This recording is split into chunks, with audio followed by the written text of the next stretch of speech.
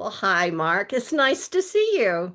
Hi, Belinda. It's great to be here today. Thanks for inviting me. Yeah, I've seen a lot about you the past year. This is 2026, 2025.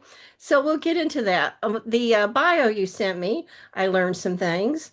Um, you say you were writer in residence at Shakespeare and Company in Paris, 2002 to 2003. Okay, how did that come about? And do we mean something official or unofficial? You tell me. Uh, well, back in 2001, I published my first novel. And at that time, I met George Whitman, who is the founder of Shakespeare and Company. I was living in Paris at the time. And I was going around introducing myself to the booksellers to get my books on the shelf. He bought like a dozen books right off the spot for me and then asked me if I needed a place to live. Oh, And I was actually going on tour back to the States with my book a few months later. So I said, well, not right now, but let's put that over on the side for later. And through George, I wound up meeting Lawrence Ferlinghetti. And then once I got to the States, I got a van. I basically did an impromptu reading. I just hit up any open mics I could. I got into a couple bookstores, but then I got to San Francisco and I'm sitting up in City Lights and I'm writing out a poem up in that poetry corner. They've got up on the second floor there. And I turn around and up the stairs comes Lawrence again. And we had already met. So we said hello and I showed him my book and he actually offered to publish a book of mine, but I have it published now. I wasn't thinking that, well, I'm going to have more in the future. But what happened was we wound up doing like that weekend together. We went up to the Petaluma Poetry Festival or the Sonoma County Poetry Festival that weekend. We hung out with Joyce Jenkins over at Poetry Flash doing the Watershed Poetry Festival. That's where I met Gary Schneider. And then what happened was the next day, I wrote my first political poem about how George Bush would destroy us if given the chance. The next day was 9/11. whoa. And all of a sudden, knowing where this was going, it was like this epiphany hit. And all of a sudden, I knew the direction of my life. I knew where I was going, that social justice, that anti-war, that speaking truth to power was going to be the focus of my work. And then I had already had my plane ticket back to Paris. And it was like 3 days after the airlines opened up again, I was back on a flight back. And what happened was, but prior to that, I was working with Greenpeace France. I was the assistant rainforest campaigner for Greenpeace France at the time, back in the late 90s. And when I went back to France, what happened was I went to them, I went to other groups on the left, and no one wanted to touch the pending war in Afghanistan. And there were like 11 of us sitting around a table at a cafe saying, what are we gonna do about this? And so we started a group called Agir contre la guerre, which is Act Against War. Within a year, we had 100,000 members. We had chapters all around the country. And our average turnout would be 40, 50,000 people marching in the streets. This is like 2001, 2002. At that time, I'd gone back to Shakespeare and Company because I was doing the cross between social justice, but also poetry and the arts, because that's the heartbeat of my life is through the arts. And I was just starting out at the time, but I knew that was the direction my voice was going. And I spoke to George. I said, is the offer still open? And he says, yes, we just so happen to have the room over in the antiquarian section opened up. And there's a cot bed in there, 10,000 books around me, a pane glass window looking out to Notre Dame. Wow. And this was my bedroom for a full year. Wow. And I watched the whole turn of the seasons happen. And then what happened was Ferlinghetti came back to Shakespeare back in, I think it was May. That's right, because I was living there at the time. And what happened was I opened the door. The bookstore opens at noon. I got up about 10 o'clock. I open up my door, and there on the little courtyard in front of the bookstore is sitting Lawrence Ferlinghetti under a tree waiting for the bookstore to open. And I look and say, "Hey, you're Lawrence Ferlinghetti." And he looks at me and said, "Yes, I am." And then we go over and have a coffee at Cafe Panis and talk a little bit. And then what happens is he was launching a tour of his own in Europe at that time. And you always stop through Shakespeare and Company. So there was this big thing out on the plaza for his reading. And I wound up meeting his promoter in Italy. And he just so happened to give me a card and said, "Well, if you're in Verona, give me a call." So what happens was that summer in July, I'm going through Corsica, and that's actually when I learned how to speak French because you have to speak French. Actually, it's a French-Italian thing. I'd been living in France for like 6 years at the time, but once you're forced to speak, then all of a sudden you become fluent.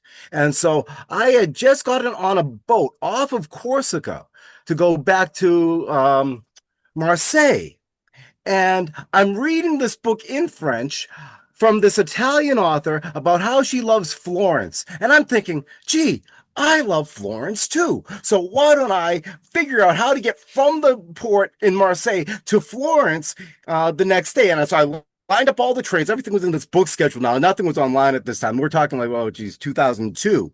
Okay. And so I traveled from Marseille to Florence in one day, and as I'm at the last train stop in Pisa, I meet this one guy and says he's traveling from Asia, and we start talking. He says, "Well, I'm staying with a buddy in Florence," so he wound up hooking me up with a place to stay there, a 13-bedroom apartment. His buddy was running the NYU study abroad program, and the students hadn't come in yet, so we had this huge apartment right next to the Duomo. So I spent 3 days in Florence, and then they got their students coming in, so I gotta go. And so on Monday, I head up to Verona, and I dig in my pocket and I find Francesco's card, and I said, "Oh, gee, I might as well check out what Francesco's doing." So I give him a call, and he says, "Oh, perfect timing. Ferlinghetti's coming in 3 days. You can be part of the event that we're lining up in Brescia." So I became his assistant. I became his photographer. I wound up staying in like this little house that he had for the poets, all Fluxus, the guy doing this Fluxus event stuff. And if you don't know what Fluxus is, George Manikis back in the 1960s basically created a Fluxus movement. Basically, you just throw everything down on the table and call that art. Anything you can see could not be planned out. It's just random. So that is the art of life. And so there was a huge movement in the 60s and 70s around Fluxus. And Ferlinghetti was coming into Brescia. Well, first to Bergamo to get the key of the city because his father was from Bergamo. And then the next day to have a Fluxus event in this huge theater, packed to the gills, standing room only, a couple thousand people in there. And there was myself, there was Igor Costanzo, who's a great poet in Italy right now. There was a rock group backing him up on piano, and Ferlinghetti's painting all these paintings on behind us on like these pre-made canvases, just doing stuff as all this stuff is going on. And I got up, I read his first populist manifesto, which was actually the momentum behind my poem, the third populist manifesto. And after the event, Ferlinghetti actually took a book of his Italian poetry and signed it to me, to the poet of the third populist manifesto. And so that was really sweet. But what happened was I made a lot of these connections in Italy at that time, and then I had gone back up to Paris, back into Shakespeare and Company, spent the next 9 months basically just becoming a bohem poet. A whole transformation of my life from being like in the office to being everywhere, everything you can imagine, because anything you can imagine, you can make real. Yeah. That is how, that is the dream of life. Yeah, And this is the message I've been trying to pass around. And I know I blather a lot. So Belinda, please, I see you're wanting to speak. well, it's fascinating and it's true, but it takes an awful lot of belief in effort, and but you got to pursue, and you can manifest. And most of us just don't have that courage enough, but sometimes we do. Well, this is fascinating. I suppose you've written about all this somewhere. I've got a lot of writings that aren't out in the world yet. Um, right now, I'm working on a series of novels, actually epic poems. Um, basically, in 2015, I became friends with basically a philanthropist in Italy, and he set me up with a villa on the island of Elba. And he one of his homes, and so I'm up on this mountain in this villa, looking over the marina and the sea, and he invited me there to spend a month to just work on this book. And I wrote the first 8 chapters, all in structured poetic verse. So I created my own poetry form called a villanette, which I've discovered later is actually a variation on Oscar Wilde's Villanelle, and therefore I named it a villanette, but it's basically 5 triplets and a couplet, whereas a villanelle is five tercets and a quatrain. And I had created this without even knowing about Oscar Wilde's version. And of course, that's all based on Dante, which was what I was founding the work on, because this is a continuation of the Trojan story from the fall of Rome to modern time. It's a 4 volume epic poem totaling around 500,000 words. The first 3 volumes are complete. The first one, the Imperiod, is actually in publication for a couple of years now. I've got a film and audio book and all this around that already produced and out in the world. And basically, what I'm doing is I've created this mythology of our modern time, and the Imperiod is a double entendre. Because, like the Iliad, the story of Ilium, the Aeneid, the story of Aeneas, the Imperiod is the story of empire. But a period is also a full stop. So it translates into the story of the end of empire. And I'm telling it all from the perspective of myth, legend, history, from the viewpoint of the oppressed. Hmm. And a whole mythological story around. So that is my shift of that I'm looking to complete before I put any of my own, life stories out there. Because I feel that my work needs to actually speak for itself before I speak for myself, so to Oh, speak. okay. Oh, wow. You're fascinating. So, how did you get involved with Jack Hirschman? Well, funny enough, Hmm. Okay. boy, Jack Hirschman showed up at the event in Brescia. So we actually shared the stage together in 2002. That's when we first met.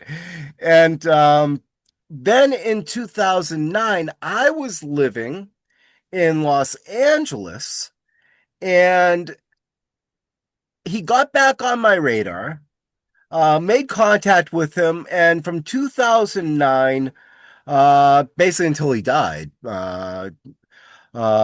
we've been working together on various projects. He founded with 3 others, um, Sarah Menifee, Bobby Coleman, and I apologize for forgetting the other person's name off the top of my head.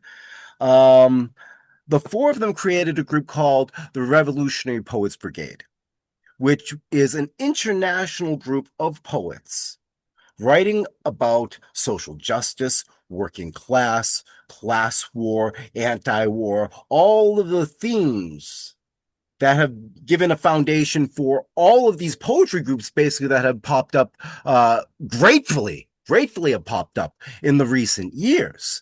We were doing this work back in 2009, 2010, 2011. And the three major groups that I've been working with, Revolutionary Poets Brigade, that's nationally and internationally. I actually helped form a couple chapters, one in Los Angeles while I was living there. But there are like 18 chapters around the world now. I've connected with many of them in Europe and South America, but also there's the World Poetry Movement, which is run out of Medellin, Colombia, which is really the largest international group of social justice working class poets you're going to find in the world. They are on their in Medellin, they're on their like 36th year coming up of hosting the world's largest poetry festival in Yes, Medellin. George Wallace went to that and got Yes, George Wallace went there. Yes, he did. And I've been working with them since 2010, 2011, and then after that, around 2012, 2000, yeah, 2012-ish, 100,000 Poets for Change. Michael Rothenberg got really on everyone's radar, hosting same day events on Poets for Change, whatever you see in your community. And the brilliance of his work actually was he didn't try to micromanage anything.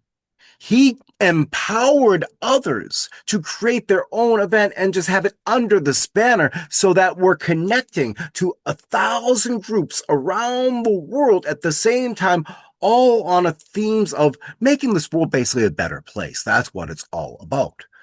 Um, and no one of us, myself included, has all the answers or can do it all. It is a combined effort, each one of us doing what we can. So as we start to see this tidal wave of poetry really encapsulate the world, because anywhere you go now, you're going to be able to find poets who are writing on these important themes. Um, this is um, actually a good sign for where we're going. But Linda, you had something to say. I'll raise my hand. I am just in the last few months just been getting involved slightly on a very small level with the international this thing about people translating each other into languages all over, and it just pulls the world Yeah, closer. And yeah. it's not about hardcore politics, and it's never about your country sucks or mine did this awful thing. It's just about what we have in common. Mm, And I find it just lovely. And I'm going to have several guests on their show. I've already got Hungary, and China is coming twice if I get the material. They're eager to do it. And let's see, Russia, just heard from Russia, and there's some other countries. And anyway, I just love sharing with the world. yeah. So Will, I noticed you got a bunch of awards. I guess that was because you were so forthright in showing up in countries where great poets were, and somehow you were performing and you got awards. Is that it? Uh, I've always been outspoken. Uh, Once I found my path, I just, I didn't stop. I don't shut up like like all of us, you great. know. But it's Lipman, a man of words, I guess. I got a lot to say. But what happened was back in 22, I decided to um make a break from the entire system. Not the first time I've done that. Basically, I was looking at either having to pay $2,000 a month in rent for a tiny studio, or hey, I could spend the same amount in 4 months on a poetry tour. So why don't I just go out on tour? And so for a year, I saved up everything I could. I lived on rice cakes and food stamps, and uh, put put my bank together, set out because I have friends around the world to set out on a poetry tour through Southern Europe and North Africa. And what I did, I just bought a one-way plane ticket and went. And what I do, if anyone out there is actually interested in trying something like this, you got to set yourself up to win. Okay. So you make your plan, you contact your friends, you get a base. So what happens is you've got enough cushion underneath you that it's a couple, 3 months of you can get through no problem before you start hitting the wall of, oh damn, what do I do now? How do I solve this? You give yourself some grace period, some space to work with, so that once you're on the road, everything's going fine, to get you from point A to point B, and then you kind of figure it out on the way. You have to deal with the problems that come up on the day-to-day basis, like everything. The trick is though to buy the ticket, because once you're invested, once you put your money on the table and actually have something to show, then people say, oh, it's the real thing. He's actually doing it. And that's what it's really, it's like with this bus that I'm in now. Oh, Everyone's heard about this bus. Yeah, it's like I've been talking about this for years. This is like a decade and a half of planning that I had wanted to get something like this. And when I was actually in Macedonia, I was talking with some poet friends that I got invited there for a couple weeks, in Strumica, in North Macedonia. And I was talking with some poets there, and like, I've been carrying this 50-pound backpack plus my computer bag plus my guitar all around the place, and travel days are rough. It's like you're having to carry all this stuff from train stations and then finding wherever you're staying once you get to a new spot. That's a haul, and that can wear away. And I was saying to them, like, I'd love to have a bus. I'd love to just be able to put all my stuff in and come and go as I please, not be dependent on train schedules. So I'd already been thinking about this while I was in Europe. And while I was in Europe, actually, when I was in Morocco, um, I got contacted by a friend at the radio station in Los Angeles at KPFK 90.7. And they had been following my posts online about all these travels I was doing. And I was like, how the hell is this poor guy able to do all this stuff? Um, well, I don't, other than the safety net I go out with, I don't have a safety net. I just go for it. I don't save anything for the swim back to shore. I just plan to get to the other side. And once you go, you keep going. Because once you go back, then you're trekking back through all this, what you've done, and to get back out again. Oh, okay. And I'll tell you, the reason why I came actually back to the States, and all this serendipity is dominoes that propel life, actually. It's one thing after another, as we all know. I hurt my shoulder while I was in Italy carrying all this stuff. It was we I figured I had a month. I was staying in the squat in Bari, and this incredible group of anti-fascist artists had taken over the former army barracks in Bari, Italy. It was all public land. They took over this like 10 square block compound and have held it for the last 13 years. And they have fought to create something so unique. And when you get to Bari and you see graffiti on the walls, you know you're in a safe neighborhood. Because these people are incredible. It's all about community. I wound up seeing that in this squat they had, where they had a theater, they had meeting rooms, they had wait stations. They were doing community events and educational events, all this stuff. There, thousands of people would be coming through the space that they took away from the government. Squatters. So I got a lot of squat stories, but anyway, I was there and I decided I'm going to be here for a month. I'm going to get a little in shape. Started doing push-ups, hurt my shoulder, wound up tearing my shoulder, had to come back to the States, get it for healthcare. Wound up because actually of the healthcare, Massachusetts, where I'm originally from, Massachusetts actually has the best healthcare in the country. And if you're poor enough, they will take care of you. So I wound up getting my shoulder fixed. I had a year and a half in disability. I'm like, I've got a year and a half grace period. What am I going to do? organize, organize, organize, organize. That's all I friggin' do. Okay. So what happened was I knew what I wanted, and then it was just a question of how to get there. And I had scoped out a bus dealership down in Connecticut, and I'd gone to a little half bus and a shorty. And I'm like, oh, okay, I can, and $5,000. Oh, I can come up with $5,000. Well, took me a few months to raise the money, but then, by the time I had the money, I called them up and said, "Oh no, that guy's no longer with us. Now they're 11,000,000," and I still have to do all the build up.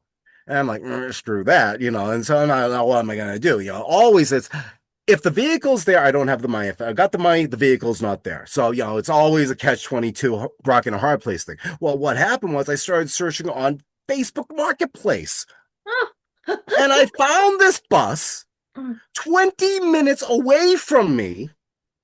And I said, well, he wanted too much for it, but it's perfect. I got to check it out. So I make an appointment to check out the bus on a Sunday, the Friday before, for the fun of it. I go into my credit union and I say, I know the answer is no, but I want to hear it. Okay. And so I want to get this vehicle. Can we work out a car loan? And how much you want? 10,000. He wanted 12. I had some cash, so that makes up 10. It's not much, in the scheme of things. So they go, oh yeah, but my credit rating is probably like 12. And we kind of laugh, and they check out my credit rating. The manager goes, no, it's not 12, it's 0.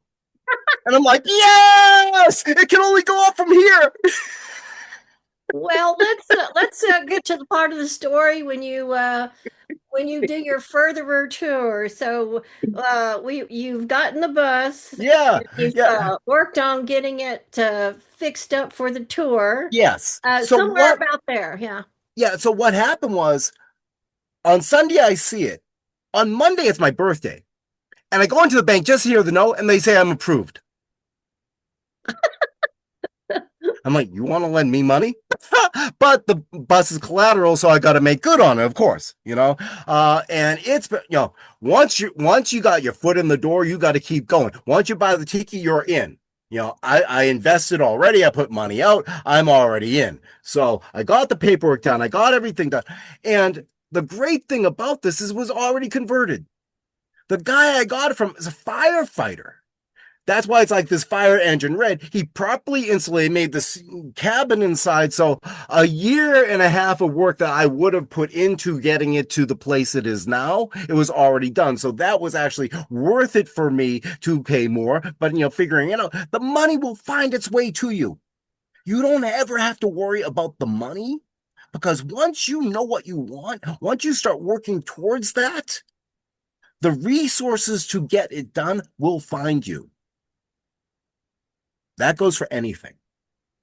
And so it took 6 months of lining up tour dates, connected with these guys in New Jersey, the New Jersey Poetry Renaissance Board. They're lighting the whole world on fire. Now I'm really impressed with the work they're doing as poets. And they're also like a working class group. All of their writing, all of their work is from the ground up, and that's where it has to come from. So I'm actually now producing the second season of Endless Horizons, my television show around the tour. Basically, it's a social justice poetry adventure series. So the second season will be coming up in this month. January will be starting, and in May I'm going to be heading out to do the filming for the third season. Well, let me ask you, is that a local public access or something? Absolutely, it is. Well, Public access gives me access, and I am part of the public. right, right. What were the call letters? At first, I thought it was HGTV, which is Home and Garden. I thought, how did it get No, Home no, and no. Garden? HC Yeah, but TV. that would Yeah, have been super big, super yeah. duper big. But Well, big things have small beginnings. right, well, You know, you keep doing the work, Yeah. and you got nothing that you have to prove because the work is all there. Someone wants to ask me what have I done? Well, Do you have a couple weeks to go through it all? oh, I mean, I'm at that point now. So it's yeah. like, um, I've done the work and I've got the next years lined up for me. I'm actually from here, I'll be going international. Um, Next spring Again, it's going to be through the Northern Territory through Canada, but from there I'm heading south, going through Latin America, South America, the uh, bus. with the bus, and I've got some dates I think in between, um, that I may possibly be going back overseas. I've got some reading possibilities in Russia and in Morocco. I'm working with some poets there. So it's possible I'll be making a side trip back to that part of the world maybe next fall. Well, sometimes bad stuff happens to people traveling because of we're representing the U.S. when we're there, and we're doing some weird stuff. Mm, So, no, no, no. When I go overseas, uh, they treat me like a king. I mean, really. it I only mean, takes one weirdo. no, no, Well, no, I no. wish you all the I best. go to Mexico. I'm the gringo who gets it. I go to Okay, Morocco. They're like, "Wow, finally someone that is speaking our language." okay. Well, great. It's when you're speaking from the heart and truly working class social justice. Right. This resonates around the world because the things that we're upset with here at home, well, I used to be able to say this. The things that we're upset with here at home, they're upset with in their countries too. Now, today, we have a lot more to be upset about here at home than what Yeah. any other country around this planet has to be upset about. Um, But and let me steer it to this question. How long was your bus tour? It's resting now, right? But you yes. went all over the U.S. like more than once for like what, 8, 9, 10 months? What was Oh that? no, zigzagging. Right. Yeah. We basically basically made a big W across the country. And that was May, June, July, August, 4 months. Ah, 4 months. Um, and uh, yeah, so I've seen most of the US already on this tour. And thing is, I'm also filming. So mm-hmm, I don't want to go backwards, I want to go forwards mm-hmm, because I'm going to be filming new stuff. So I'm right. planning to head up to Alaska Mm-hmm. and across the Northern Territories, across Canada. I'll be winding up Quebec and Halifax before getting back down to the East Coast. And then I'll probably take another pause for that.